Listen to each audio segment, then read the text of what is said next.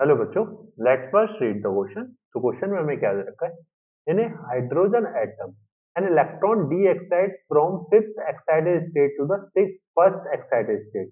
तो यहाँ पे क्या है कि बच्चा आपकी फिफ्थ एक्साइटेड स्टेट से फर्स्ट एक्साइटेड स्टेट में डी एक्साइटेशन हो रहा है। ठीक है, तो फिफ्थ का मतलब क्या हो गया? आपकी जो N2 की वैल्यू होगी, जो हायर स्टेट है उसकी वैल्यू क्या, फिफ्थ एक्साइटेड स्टेट। तो इसका मतलब क्या है कि भाई जो दे रखा है, अगर आपकी nth दे रखी होती nth एक्साइटेड स्टेट, तो इसका मतलब होता n+1। तो यहाँ पे आपको क्या करना है, 5+1, तो ये आपके आ गई 6।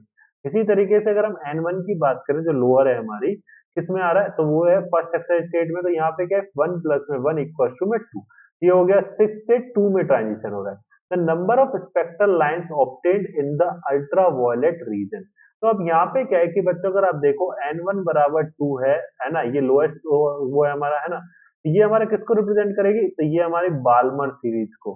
किसको बच्चों, बाल्मर सीरीज को। और बाल्मर सीरीज में जो हमारी स्पेक्ट्रल लाइंस होती हैं वो किसमें लाई करती हैं, तो ये हमारी जाएंगी बच्चों 6 से 2, 5 से 2, 4 से 2 और 3 से 2, है ना। तो ये हमारी किस में चली जाती है बच्चों, तो ये हमारी किस में जाती है, आपके विजिबल रीजन में। किस में जाती है, विजिबल रीजन में। अगर हमारा कोई सा भी स्पेक्ट्रल लाइन क्या होती है बच्चों, कि भाई 1 पे जा रही होती, कि n1 बराबर 1 पे होती, तो वो हमारी किसको रिप्रेजेंट करती, लाइमन सीरीज को।